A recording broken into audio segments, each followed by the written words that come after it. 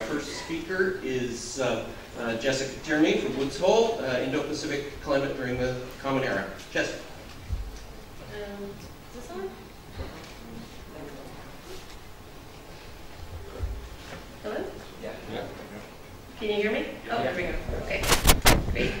Well, thank you for the introduction. And it's really a great honor to be speaking here today at the 2013 Pages meeting in Goa. And I must say, I'm definitely enjoying the weather. This is what I left at home, 2 feet of snow in Massachusetts. So I'm really enjoying being here and sitting on the beach at the edge of the Indo-Pacific whirlpool, which is the subject of my talk today. So the Indo-Pacific whirlpool is traditionally defined as the region where SSTs exceed 28 degrees C. I've demarcated that here with a black line.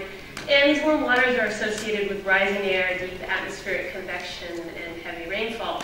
And I don't think I need to remind anyone in the room how important climate changes are in this region for Indian Ocean rim countries. And they're also important for climate afar due to atmospheric teleconnections.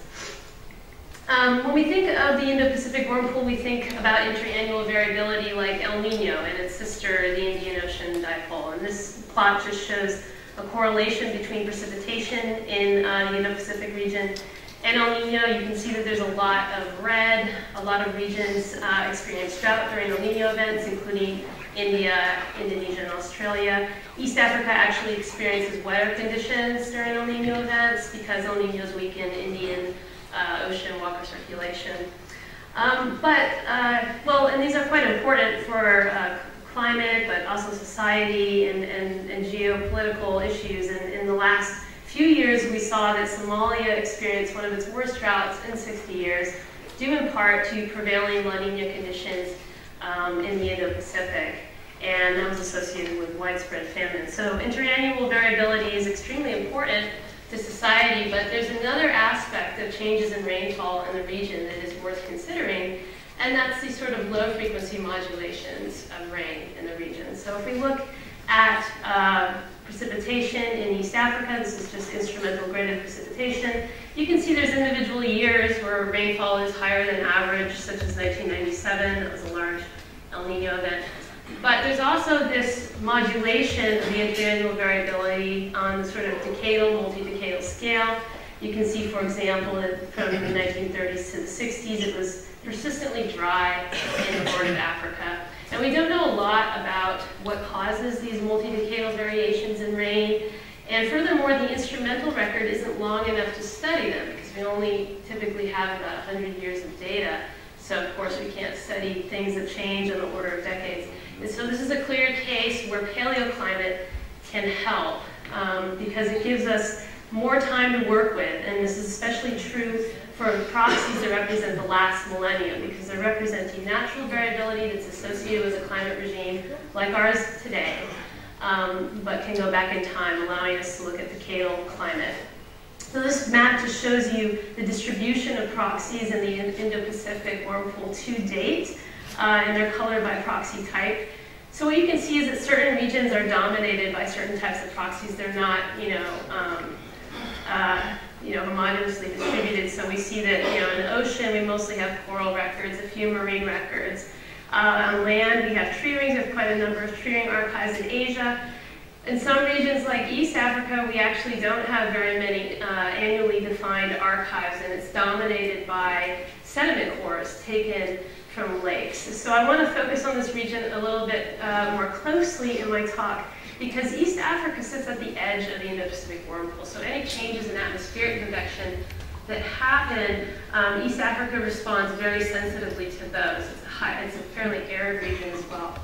And you can see that if you take a look at some of these proxy data from these lakes in East Africa. For example, this lake level reconstruction from Lake Naivasha. So this is a small crater lake in Kenya. And you can see that in the past millennium, it's experienced changes in lake level on the order of tens of meters. These are very large. These include an overflow event, so the lake actually rose above itself sometime during the Little Ice Age, indicating that climate conditions were quite wet then, but much wetter than present. And this is only 300 years ago. So there are these huge changes in hydroclimate in this region that likely reflect large-scale dynamics in the Indo-Pacific region. Now, the problem with these archives, I think as mentioned on the first day of the conference by Dr. Singhvi, is that they're not time certain. They have a certain amount of uncertainty in time, and this can complicate their interpretation. So these shadings show 68-90% confidence intervals on this record, and I've gotten this by using the Monte Carlo procedure to iterate the age models.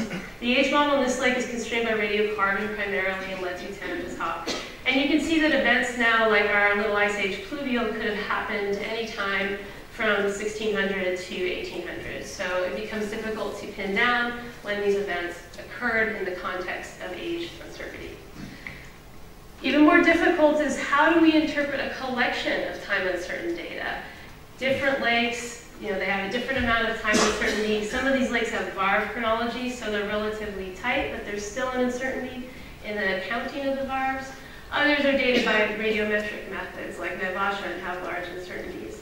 So how do you put these all together to define what has happened to hydroclimate in this region in the last millennium, given the age uncertainty? So we spent quite some time thinking about this and trying to develop simple methods to deal with age uncertainty. And we recently published a paper last year where we described a method called Monte Carlo EOF. This is a very simple way to bootstrap the time uncertainty in time uncertain archives, and it combines Monte Carlo methods with empirical orthogonal function analysis, which can be used to look at the major spatiotemporal modes of variability in a collection of data. So it's a really simple idea where we model the depth-age relationship for each proxy site in our collection, take the EOF, wash, rinse, and repeat, and continue to do that until we feel like we've reached convergence on the data. So we recently applied this to those 7 lakes in East Africa that I just mentioned, and this work was published in Nature just about a month ago, and so I'll talk a little bit about the results out of this paper.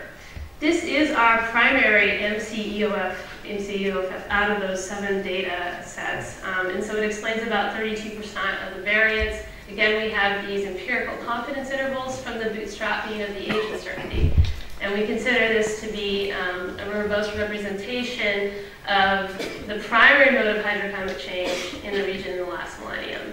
Of course, it's accompanied by a spatial loading pattern, and these circles show those loadings as well as the uncertainty on the loadings, which again we get via the bootstrapping, the lower and the upper 1 sigma. And so what you can see here is that the sites that are closer to the Indian Ocean, in particular Lakes Chala and Naivasha, load positively on this mode. So in that case, they're dry in the medieval period, wetter in the Little Ice Age. Remember that Little Ice Age pluvial I mentioned before, and then return to drier conditions to present. At the same time, the sites in the interior of the region show the opposite pattern, where they're wetter than average in the medieval period, drier in the Little Ice Age, and then wetter again to present. So we see this very clear coastal interior dichotomy. Now, the caveat of using EOF or PCA is that it imposes orthogonality on your results. So the question is whether can we really trust that this is a meaningful representation of climate, or is it just a function of the math? And we actually did a lot of tests regarding that, which you can read about in our climate dynamics paper and the methods paper. But I think one of the most convincing reasons that we feel like that this is real is that it matches with our expectations of climate dynamics in the region. So at first we compared our loading pattern to the loading pattern of the first EOF in instrumental data at a 10-year low pass, which is about the lowest filter we can apply and still recover EOFs out of the instrumental data. And what we see there is that, again, there is this sort of horn region versus interior dichotomy in instrumental rainfall in the region. So that fits with what we see in the proxy data. Secondly, we expect to see this sort of interior horn difference based on the changes in convection that occur in response to shifting water circulation in the Indian Ocean. So we see in the interannual level during, for example, Indian Ocean dipole events, that there's anomalous convergence along the coast at the expense of divergence in the interior. So there's reasons to believe that this is a real mode of hydroclimate change in East Africa. The question then becomes what explains and what is driving these changes in the past millennium. And to have a look at that, we tap now into coupled ocean atmosphere GCM simulations. So these are control runs done with models, and there's no forcing applied. The model is left to drift for thousands of years. And they give us an opportunity to look at multi-decadal to centennial scale climate changes, an opportunity that we don't have with the instrumental record, that we don't have with 100-year model runs. So you can see in this example from GFDL that this is a Niño 3 index, and again, there's no forcing in the model. Niño 3 is just wandering around. At times, El Niños are very strong. At times, there's hardly any, and that's just due to natural variability in the climate model. So we looked at 2 long control runs. Again, these are several thousand-year-long control runs with NCAR CC74 and GFDL. That's the example that I just showed. And the first thing to look at is just the correlation between sea surface temperatures and rainfall in the Horn of Africa, and that would be that sort of in the side of our dipole that was wet in the Little Ice Age, right? So what we see is a correlation, a positive correlation with SSTs in the Western Indian Ocean and the Central Pacific, negative correlation in the warm pool. This is extremely typical of the El Nino teleconnections, which we see in the observed data. So this is the correlation between instrumental precip and Kaplan SST in the last 100 years. So it's a very similar pattern. The models are reproducing it. They're too emphatic. They do the correlation a little bit stronger than what we see in the real world, but they get the structure right, which is really important. Now, when we apply a low-pass filter to the model data and isolate a lower frequency component, for example, 50-year low-pass, we found, surprisingly, that the relationship with the Pacific completely dropped away. And all that we're left with is significant correlation with the Indian Ocean in the sense that warm SSTs are associated with wet conditions in the Horn, and a cool central warm pool region is associated with wet conditions in the Horn. We no longer see a teleconnection to the Pacific Ocean on these longer timescales. This is a really important finding because we tend to think of the Indian Ocean as following in sequence with the Pacific Ocean through El Nino, but in fact, on the lower frequency, the Indian Ocean is exerting its own forcing on this region. So we think that's a significant finding. Now we can look at this another way by looking at vertical velocity profiles. This is the average vertical velocity from 5 north to 5 south across the Indo-Pacific region and into the Pacific. Again, on the annual level, you see anomalous descent and ascent associated with, again, an El Nino-like change. So we see rising air and heavy rainfall over East Africa and also over the Central Pacific. Then in the low pass, we only see the Indian Ocean response. So Indian Ocean water circulation weakens in response to those changes in SST. And in the low frequency, it only weakens in the Indian Ocean, not in the Pacific. So there's a decoupling of the water circulation between the Pacific and the Indian. So this really places the Indian Ocean now at the forefront. And rather than just looking at the Pacific, it's worth considering what is controlling these low frequency changes in the Indian Ocean. So the question then, if we return to the proxy world, did Indian Ocean SSTs drive the changes that we see in hydroclimate in East Africa? Do we have proxy evidence that that actually happened, or is this just a theory from the models? So here we have to go back to our collection of proxies in the Indo-Pacific region, and I'm going to discuss a couple different SST proxies, some from sediment cores. There are not too many that have accumulation rates that cover this time period. And there's actually only one that we're working on right now from the Gulf of Aden. So it really covers the last millennium in detail in the Western Indian Ocean. And so I'll talk about those sedimentary records. In addition, I want to share with you some results from the Pages Ocean 2K high-resolution synthesis, in which we reconstructed SSTs across the global tropics using corals. And these records, of course, don't go back quite as far as sedimentary records, as you'll see in a minute. So just as an aside, an introduction to Pages 2K, if you attended Chris Tierney's talk yesterday, you already heard about some of the major results of this project, but this is a multinational effort to reconstruct climate in the last 2,000 years, and there are regionally organized groups. I've been working with Ocean 2K, in which we've actually split up into sort of 2 teams, one that is focused on synthesizing sedimentary SST data, so that's our low resolution group, and another that is focused on synthesizing corals and other coralline type archives, and that would be the high resolution group. So I encourage you to visit both Guillaume and Nurile's talks later today to learn more about the results of this project.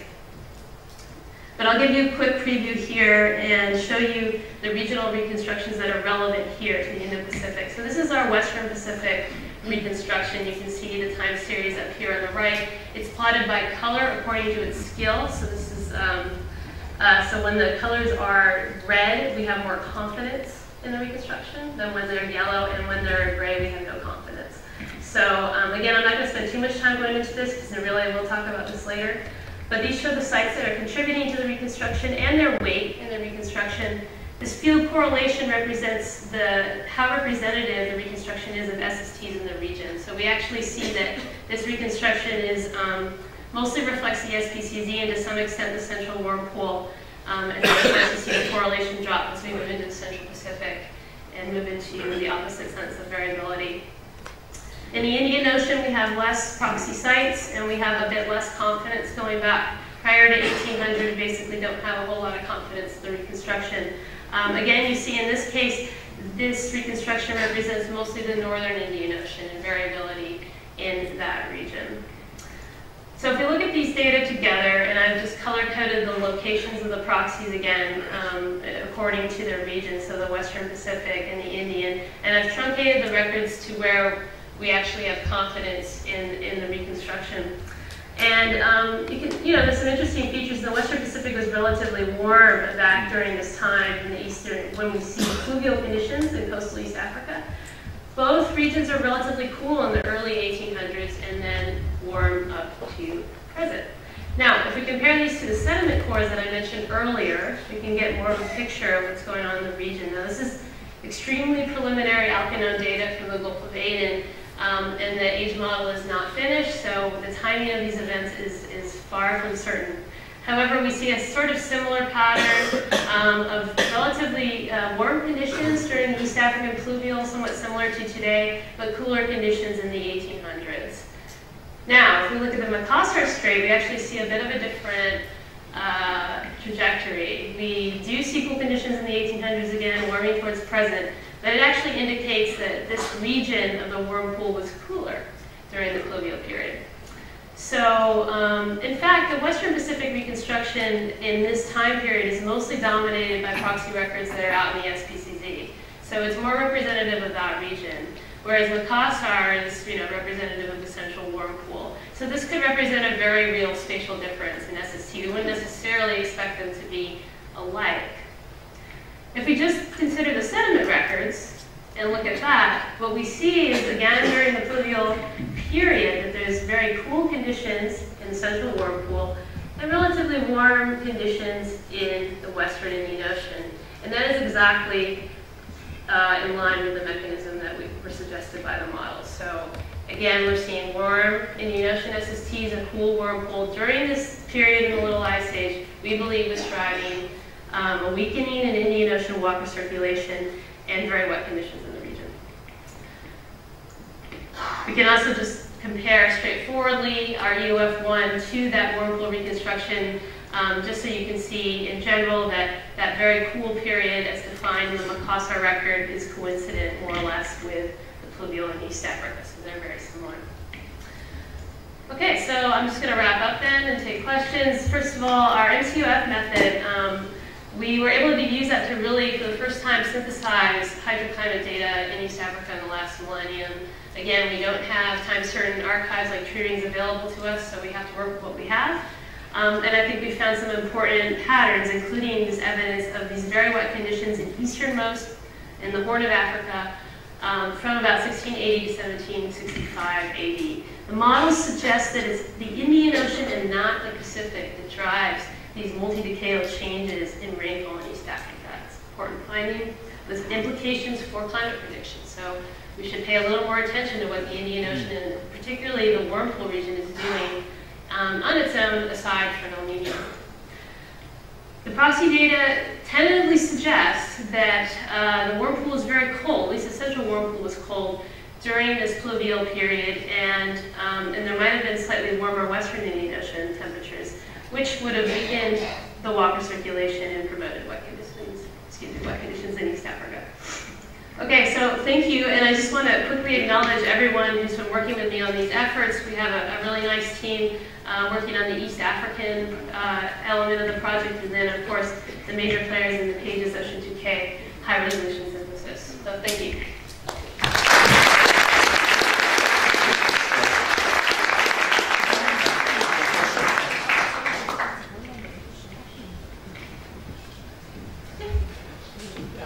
Do you have to assume orthogonal conditions? Can you not go to a higher order statistic where you look for the relationship? Sorry, you'll need to use the microphone. Nobody can hear you. Sorry. Do you have to assume orthogonal conditions by using PCA? Can't you use something as a higher order? Yeah, we played around with using rotated EOFs and different variants, of modifying the EOF function. And we found that sort of no matter which way you cut it, you're going to have some kind of bias from the math, right? So if you rotate the EOFs, you're going to focus more on locally oriented patterns as you would with orthogonal. So we experimented with all of those, and we actually found that the just straightforward, orthogonal EOF is the best choice in this case. Great talk, Jessica. I have a question similar to that, a bit to the statistics there. When you did the decadal filtering and then looked at the EOFs of rainfall and SST correlation, but in another way you can do the reverse by saying if you have an SST anomaly, say of half a degree or whatever you would expect in doing those times, what's the precipitation loading on it? Because I would assume that the El Nino time scale, a couple of year interannual one probably has a higher loading, a higher change in precipitation for a given SST than the multi-decadal one. And the only reason why I'm saying that is, the paleo archives average over a long time, so that's why you can see it. But if you were expecting it to be used in a decadal forecasting mode, it'll probably be swamped by the interannual time scale. Yes, that's right. So if I'm understanding your point correctly, I think that in the instrumental data, if you just look at the annual data, that horn interior low frequency is the 30 OF. And then the El Nino signature is the first. And the El Nino signature accounts for 40% of the variance, and the low frequency is 10. So you're absolutely right, it will be swamped out by interannual variations. But for example, in the case of the 2010 or 2011 drought, there was a lot of debate because there's been this sort of decadal decline in rain in East Africa. And so people were thinking, well, if it was already on the decline, is that what made those droughts so much worse? Because of course, we always have El Niños and La Niñas, but why was this one the worst in 60 years? So again, it sets the backdrop upon which El Nino will operate. It was a very good work. I wanted to ask one thing, that most of the database that you have been using in the model, are not from an Indian Ocean. Sorry? The data points that we have, primary data, does not belong to an Indian Ocean, but on the periphery of the margin of the Indian Ocean. That's right. And what you have been trying to interpret is that Indian Ocean plays a dominant role. The whole perspective is that what you are looking is on a margin in an Indian Ocean, in an Indonesian archipelago, or you are looking where the margin of a Southwest Indian monsoon. And I'm not able to understand that the whole model, whether the model gets skewed, because the data point is not there for a primary Indian Ocean. Right, so we are constrained by the sedimentation rates there, and we don't really have a choice. We can't take cores and analyze them in the last millennium out in the middle of the Indian Ocean because the sedimentation rates are very low. So you're absolutely right, we have to rely on coastal records, and they may or may not be perfectly representative of the climate. In this case, that's where the climate models come in to be very helpful, because we're getting that whole spatial picture from the climate model of the dynamics, and we can then compare it to our extremely limited proxy network, and that's just a limitation that we have to work with in paleoclimate. But I do think that the model data show pretty strongly that this is a very, a large feature of the climate dynamics. Any error bar or skewness within the marginal database and the primary database? What should be the question was about skewness. Skewness of which? Of what? No, skewness. I mean that as the each primary database is not there in an Indian Ocean, whether there should be a skewness or an error bar in interpreting the total model. In the modeling data or in the proxy? Because, yeah, proxy. Okay. So your model based on the proxy. Your model, you run the model. The primary input is a database which are on a periphery of an Indian Ocean. He thinks you use the proxy to drive the model. Oh no. We're not using the proxy to drive the model. The model's independent. It's just there's no feeding of the proxy data into the model or simulation or anything. Okay. All right. More questions? Yes. Is then what is the validity of your model?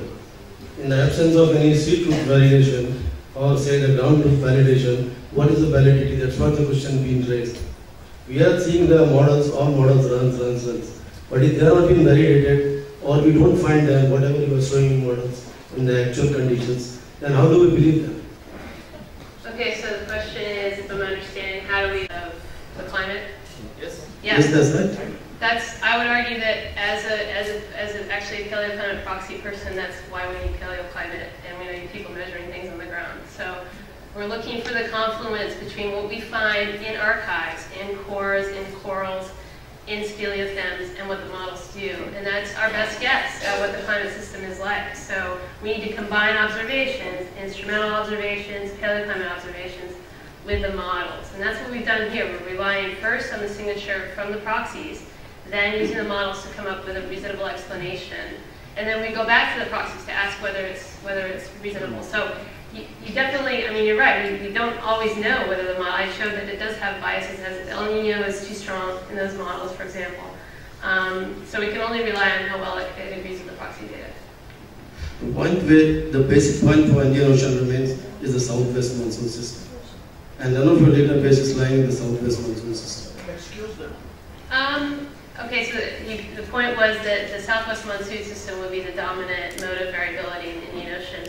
It certainly is in that particular region, but I would argue that changes in the Indian Ocean water circulation are extremely important, and that's especially true for East Africa, where it's very sensitive to the zonal asymmetries in the Indian Ocean. So that's an important element. So the Indian Ocean community is simply worried whether this particular thing is for entire Indian Ocean or it is only confined to the African community. No, I think it would affect the whole Indian Ocean rim, but we're coming from the perspective of trying to explain changes in rain in East Africa. Okay, one last question, Bob. Thanks, Jessica, for a great talk. Just to emphasize that last point you made, as I recall, the various reconstructions of ENSO, UEP, etc., PDO reconstructions, all the variance begins to increase dramatically at around about the mid-1800s, and tracks. It looks as if it pretty much tracks the SST data, the reconstructions that you showed. That relationship, I mean, your point about ENSO is an important one. I mean, you look at those reconstructions by comparison with your oceanic reconstructions, then it looks like a remarkable concordance. Okay, so the early 1800s is high. 1830s, 1870s, the variance of ENSO picks up and stays high. Okay, yeah. I mean, I'm familiar with the proxy data from that region, and they show high variance, and actually in the 1700s, a little bit before that from Kim Cobb's work. But this is the assembly of data from the right. A lot of those reconstructions are based on terrestrial data, which is fine, but they're relying on a teleconnection to the SSTs. So. In our data from Oceans 2K, I don't think we see a change. I haven't looked, so now I will. But I don't think we see an obvious change in the power in the Nino 3 band during that period. What we do see is a huge response to, not huge, but a decent response to the volcanic eruptions. So there's a couple large eruptions in the early 1800s, 1809, 1815. We see cooling in the warm pool and also in the Indian Ocean. During that time. So I don't know if there's some sort of interaction there, but thanks. Okay, thanks, Jess. We'll